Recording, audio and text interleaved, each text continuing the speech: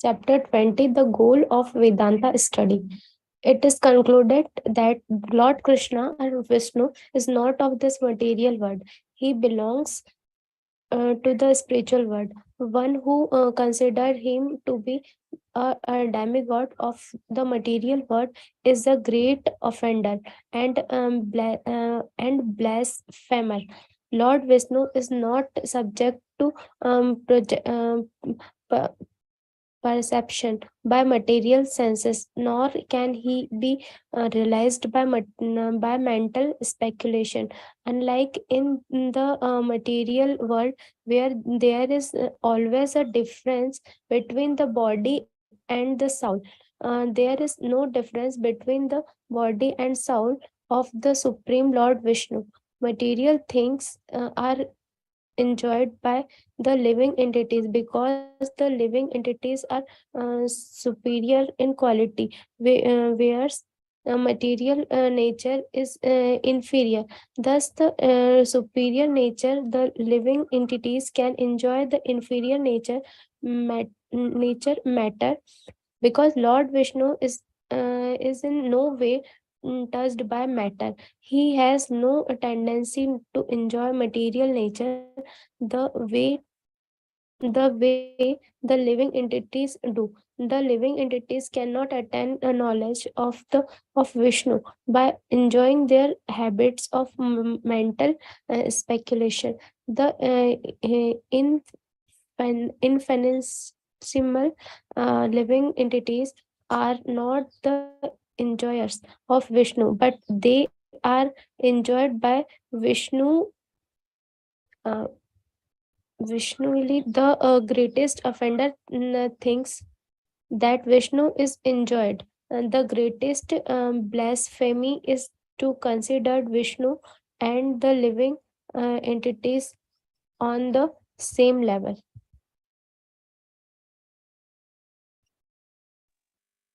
The Supreme Absolute, the Supreme,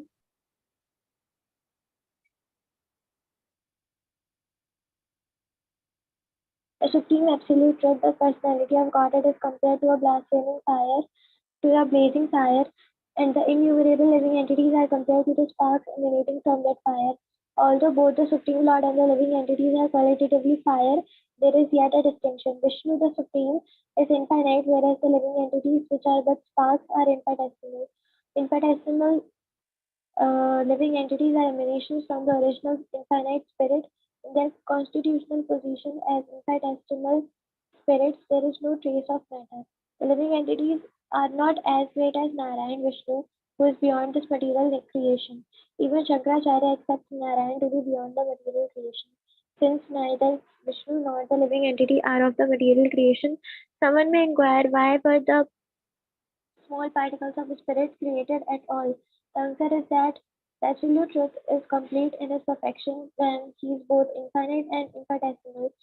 If he were simply infinite but not infinitesimal, he would not be perfect. The infinite portion is the Vishnu Tattva or the Supreme Personality of Godhead, and the infinitesimal portion is the living entity.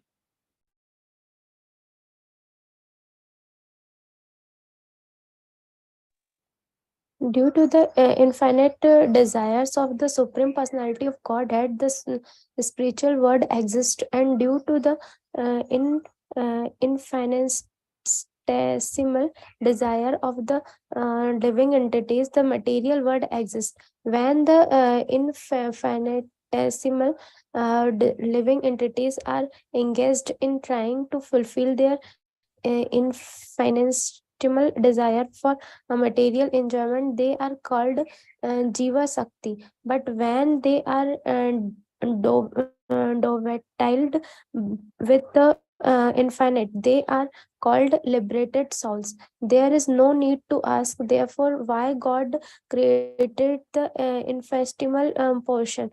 They are simply the complementary side of the Supreme. It is doubtlessly in essential for the infinite infinity infinite to have infinitesimal portion which are inseparable parts and parcel of the supreme soul, because the living entities are infinitesimal part and a parcel of the supreme. There is a reciprocation of feeling between the infinity and the infinitesimal. Had there been no infinitesimal living entities, the supreme lord would have been inactive, and there would not be vegetated in spiritual life. There would be no meaning to a king. King, if and there were no subject, and there would be no meaning to the supreme god if there were no infinitesimal living entities. How can there be meaning to the word lord if there is no one to rule? The conclusion is that the living entities are expansion of the energy of the supreme lord, and that the supreme lord, the personality of godhead krishna, is the energetic.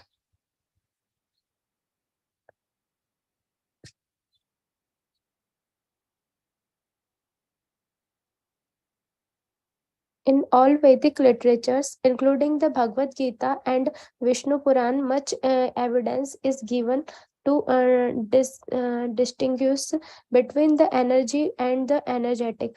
In the Bhagavad Gita 7.4, it is clearly stated that earth, water, fire, air, and other the five gross elements of the material world, the mind, intelligence, and false ego, the three subtle elements, are the Lord's energies. All material nature is divided into these eight elements, comprise his which together comprise his inferior nature, or energy. Another name for this inferior nature is Maya, or illusion. Beyond this eight inferior elements is his superior energy, which is called parakriti. Paraprakriti. This paraprakriti comprises the living entities who are found in great numbers throughout the material world. The purport is that the supreme lord is the absolute truth, the energetic, and that as such he has energies. When one of his energies is not properly manifested, or when it is covered by some shadow, it is called Maya Shakti. The material cosmic manifestation is a product of the of that Maya Shakti. The living entities are factually beyond this covered inferior nature. They have their proper spiritual existence, their pure identity, and their pure mental activities, all beyond the manifestation of this material cosmos. Although the living entities' mind, intelligence, and identity are beyond the range of this material world, when he enters into the material world due to his desire to lord it over matter, his original mind, intelligence, and body become covered by the material energy. When he is again free of the covering of this material inferior energy, he is called liberated. When he is liberated, he has no false ego, but his real ego again comes into existence. Foolish mental speculators think that after liberation one's identity is lost, but that is not so, because the living entity is eternally part and parcel of God. When he is liberated, he revives his original eternal part and parcel identity. The realization of Aham Brahmasmi, I am spirit, not this body, does not mean that the living entity loses his identity. At the present moment, a person may consider himself to be matter, but in the liberated state, he will understand that he is not matter but spirit soul, part of the infinite. To become Krishna conscious or spiritually conscious and to engage in the transcendental loving service of Krishna are signs of the liberated stage. In the Vishnu Puran, it is clearly stated, Vishnu Shakti Paraprokta Kshetragya Jnanakhya Tasapara Avidya Karma Sanmajnana Tritiya Shaktir Ishyate. The energy of the Supreme Lord is divided into three: Para, Kshetrajna, and Avidya. The Parashakti is actually the energy of the Supreme Lord Himself. The Kshetrajna energy is the living entity, and the Avidya energy is the material world or Maya. It is called Avidya or ignorance because under the spell of this material nature, one forgets his actual position and his relationship with the Supreme Lord. The conclusion is that the living entity represents one of the energies of the Supreme Lord. As infinitesimal parts and parcels of the Supreme, they are called jivas. If the jivas are artificially placed on the same level with the infinite Supreme, because of because both of them are Brahma or spirit, then bewilderment will certainly be the result.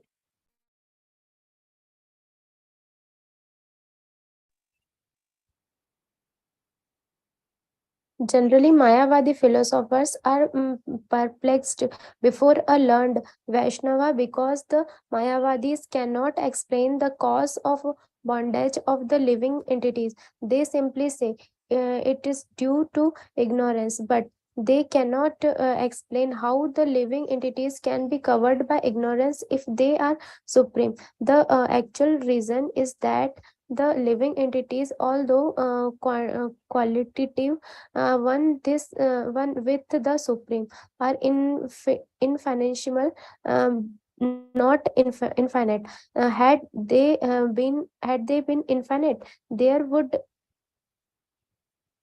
have been no possibility of their being covered by ignorance, because the living entity is infinitesimal. He can be covered by an inferior energy. The foolishness and ignorance of the Mayavadis are revealed when they try to explain how the infinite can be covered by ignorance. It is offensive to attempt to qualify the infinite by arguing that he is subject to the spell of ignorance. Although Sankara attempted to cover the Supreme Lord by his Mayavada philosophy. He has simply following the order of the Supreme Lord. It should be understood that his teaching were a timely necessity, but not a permanent fact. In the Vedanta Sutra, the distinction between the energy and the energetic is accepted from the very beginning. The second aphorism of the Vedanta Sutra, जन्म जन्मद्य asya yatah, clearly stated that the supreme absolute truth that the supreme absolute truth is the source of all animation. Thus the animation are the energy of the supreme, whereas the supreme himself is the energetic. Sankara has falsely argued that if the transformation of energy is accepted, the supreme absolute truth cannot remain immutable. But it is not true. Despite the fact that unlimited energy are always being generated, the supreme absolute truth remains always the same. He is not affected by the animation of unlimited energies.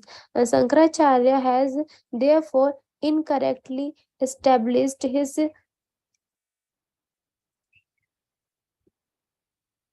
theory of illusion.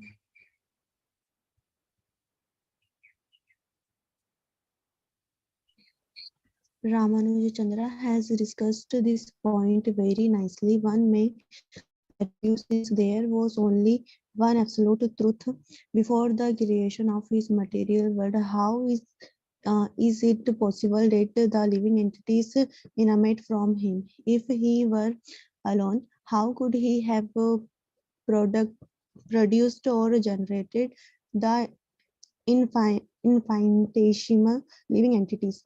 In answer to his question, the Vedas states that every is generated from the absolute truth. Everything is maintained by the absolute truth, and after annihil- annihil- annihilation, everything enters into the absolute truth. This statement from the Upanishads make it clear that when the living entities are liberated, they enter into the supreme existence without changing their original constitutional position. We must always remember that the Supreme Lord has creative function, and that the infinite infinitesimal living entity have their creative functions also. It is not that their creative function is lost when very they are function of the living entity is properly manifested in the liberated state. If the living entities activities are manifest even when he is materially conditioned, they how is it possible for his activities to stop when he attains liberation? The living entities entering the state of liberation may be compared to a bird entering a tree, or an animal entering the forest, or a plane entering the sky. In no case are activities stopped.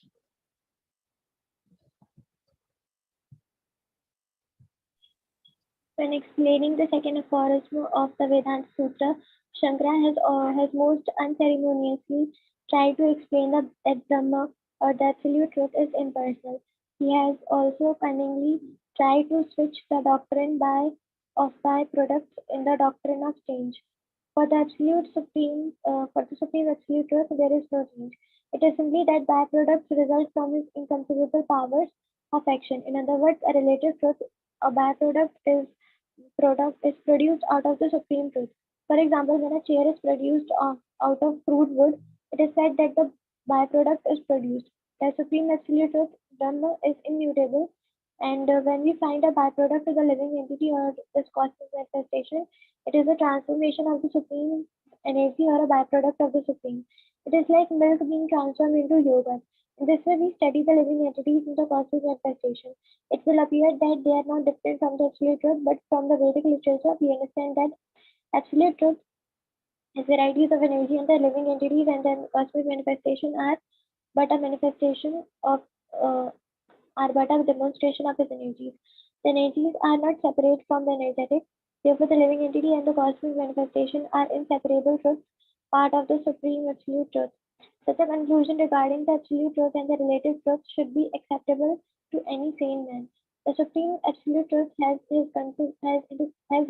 inconceivable potency, out of which this cosmic manifestation has been produced. In other words, the supreme absolute truth supplies the ingredients of the living entity and cosmic manifestation are the byproducts. In the Taittiriya Upanishad, it is clearly stated, "Yato va imani bhutani jayante."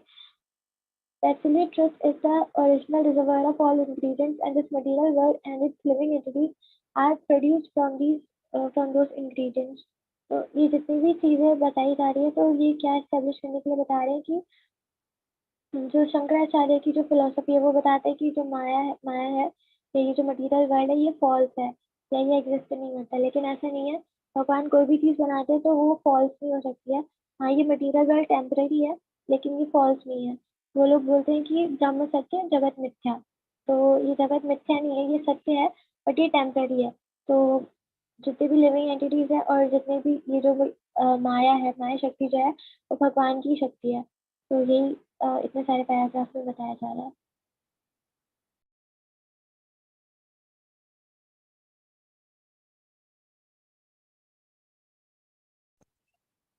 less intelligent person who cannot understand this doctrine of byproducts cannot grasp how the cosmic manifestation and the living entities are simultaneously one with the and different from the absolute truth. Not understanding this, one concludes that the doctrine by doctrine of byproduct implies that the absolute truth itself is transformed.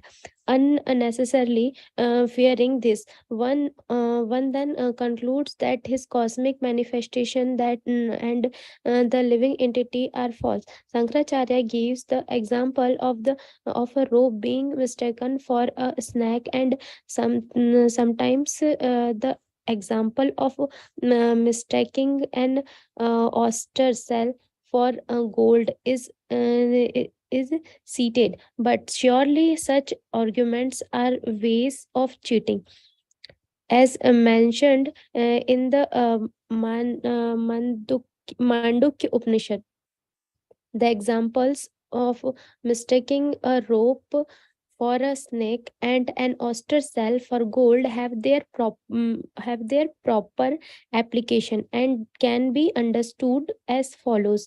The living entities in his original constitutional position is pure spirit. When a human being in identities himself with the material body, his misidentification is is like mistaking a rope for a snake or an oyster shell for gold. The doctrine of illusory transformation of state is accepted when one thing is mistaken for another. Actually, the body is not the living entities, but according to the doctrine of illusory transformation of state, one accept the body is the living entity. Every conditioned soul is undoubtedly contaminated by this doctrine of illusory transformation of state. The conditioned state of the living entities is his diseased condition. Originally, the living entities and the original cause of this cosmic manifestation exist outside the state of transformation, but mistaken thoughts and arguments can overcome a person when he forgets the conceivable energies of the Supreme Lord. Even in the material world, there are many examples of inconceivable energy. The sun has been producing unlimited energy from time immemorial, and so many byproducts results from the sun, yet there is no change in the heat and temperature of the sun itself. If the sun, despite being a material product, can maintain its original temperature and yet produce so many byproducts, it is difficult to understand that the supreme absolute truth remains unchanged in spite of producing so many byproducts by his inconceivable energy.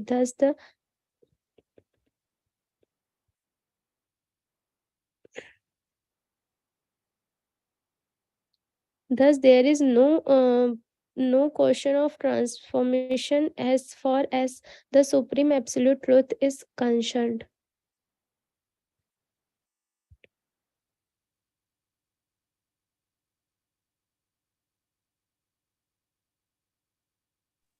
In Vedic literatures, there is information of a material object called a touch, touchstone, which simply by touch can transfer iron into gold. The touchstone can produce an ultimate quality of gold and yet remain unchanged. Only in the state of ignorance can one accept the Mayavada conclusion that is cosmic manifestation and the living entity are false or illusory. No sane man would attempt to impose ignorance and illusion upon the supreme absolute truth, who is absolute in everything. There is no possibility or change, ignorance or illusion in him. The supreme Brahman, the supreme absolute truth is transcendental, completely different from all material conception and full of inconceivable potencies. The Sota Sapta Upanishad confirms that the supreme absolute personality of Godhead is full of inconceivable energy and that no one else possesses such energies. It is only by misunderstanding the inconceivable energy of the supreme that one may conclude that the supreme absolute truth is impersonal. Such a deluct conclusion is experienced by a living being when he is in an acute stage of disease. In Srimad Bhagavatam, there is a clear statement that the Supreme Atma, the Lord, has inconceivable and innumerable potencies. It is also stated in Brahma Samhita that the Supreme Spirit has many uh, variegated and inconceivable energy. No, nor should one think that there is any possibility of ignorance existing in the absolute truth. Ignorance and knowledge are conception in this world of duality, but in the absolute there cannot be any ignorance. It is simply foolishness to consider that the absolute is covered by ignorance. If the absolute truth could be covered by ignorance, how could it be said to absolute truth? Understanding the inconceivable energies of the Absolute is the only solution to the question of duality.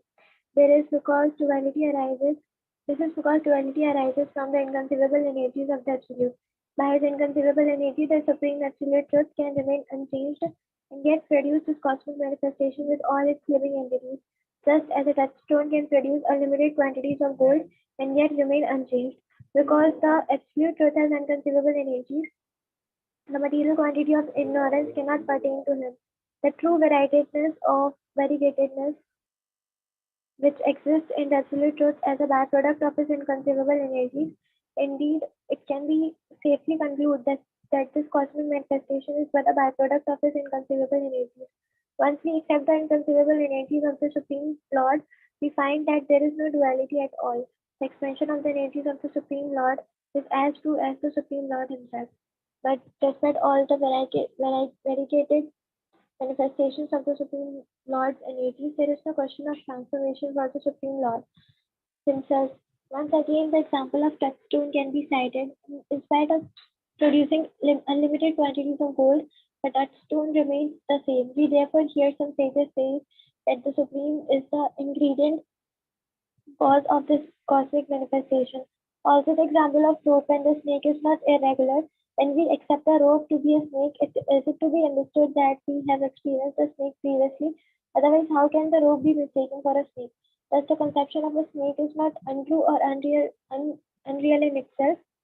It is a false identification that is untrue or unreal. When by mistake we consider the rope to be a snake, that is our ignorance. But the very idea of a snake is not itself ignorance. Similarly, when we accept a mirage in the desert to be water, there is no question of water being a false concept. Water is a fact, but it is mistaken to think that there is water in the desert.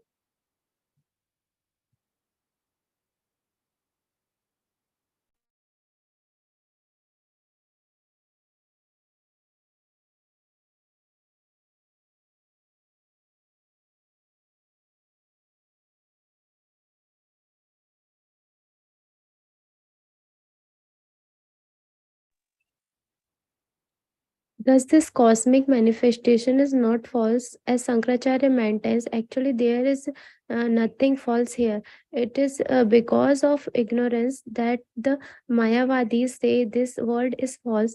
The conclusion of the Vaishnava's philosophy is that his cosmic manifestation is byproduct of the inconceivable energy of the Supreme Lord. The principal word in the Vedas, Pranava,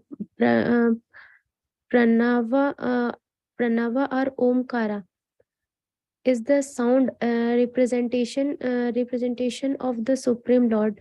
Therefore, Omkara should be considered the supreme sound. But Sankaracharya has falsely preached that the fresh Tatvam Asi is the supreme vibration.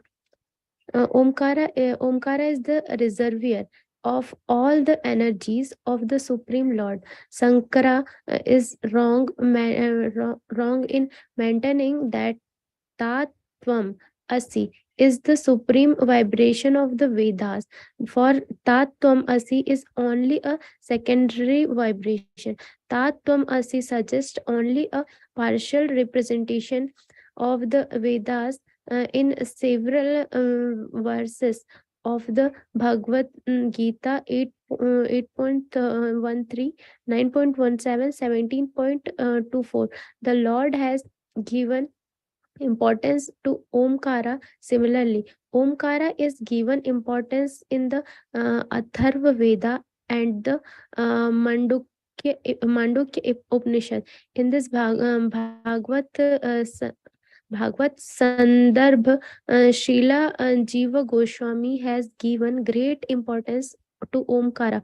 Omkara is the most confidential sound representation of the Supreme Lord. The sound representation or name of the Supreme Lord is as good as Supreme Lord himself.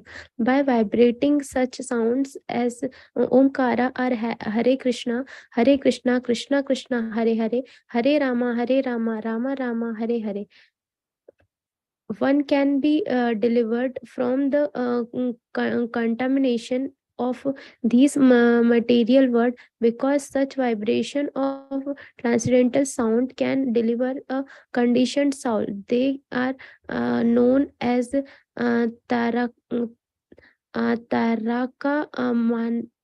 mantras. That the sound vibration of the Supreme Lord is identical with the Supreme Lord is confirmed in the Narad uh, Panch Pancharat Pancharatra.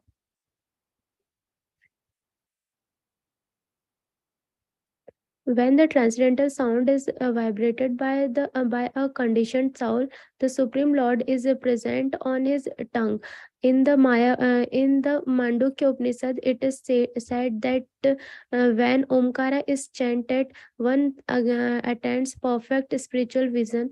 In other words, in spiritual vision are the spiritual world. There is nothing but Omkara. Unfortunately, Sankara has abandoned this chief word, Omkara, and has whimsically accepted that Tvam Asi as the supreme vibration of the Vedas. By accepting such a secondary vibration and leaving aside the principal vibration, he has given up the interpretation of the scripture in favor of his own indirect interpretation. Sripad Shankaracharya has unceremoniously obscured the Krishna consciousness described in the Purusha Vedanta Sutra by manufacturing an indirect interpretation and abandoning the direct interpretation.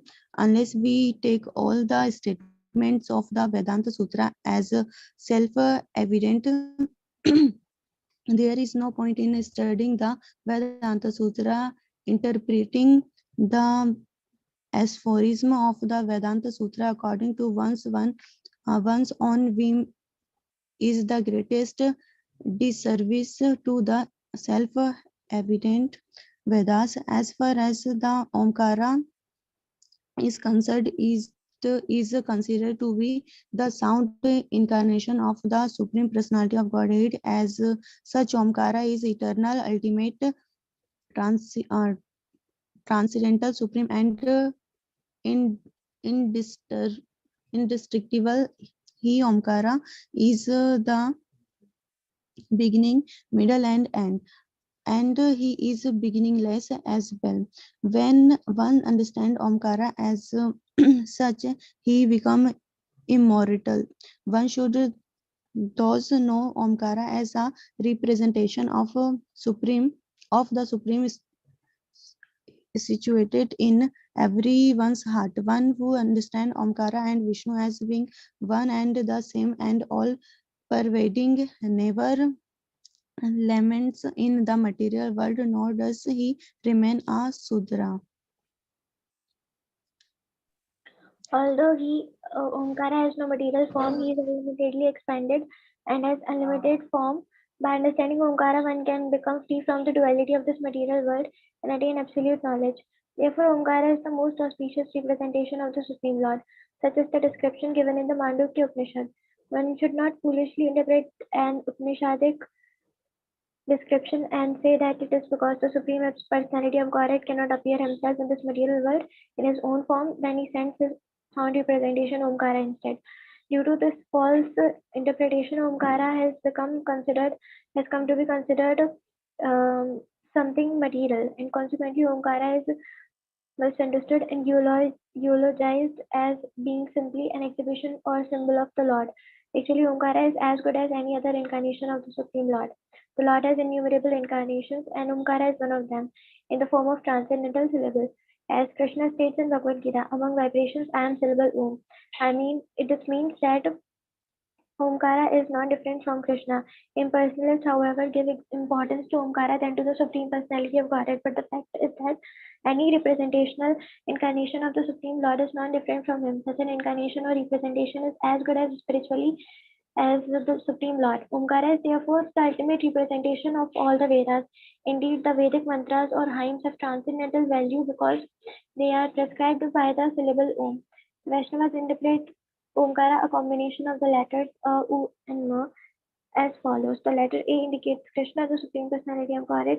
The letter U indicates Srimati Radharani, Krishna's eternal consort, and the letter M indicates the living entity, the eternal servitor of the Supreme Lord Krishna. Shankara has not given such importance to Omkara, but such importance is given in the Vedas, the Ramayana, the Puranas, and the Mahabharata, from the beginning to end. Thus, the glories of the Supreme Lord, the Supreme Personality of Godhead, are declared. तो इस chapter में भगवान की वो supreme है वो बताया गया है।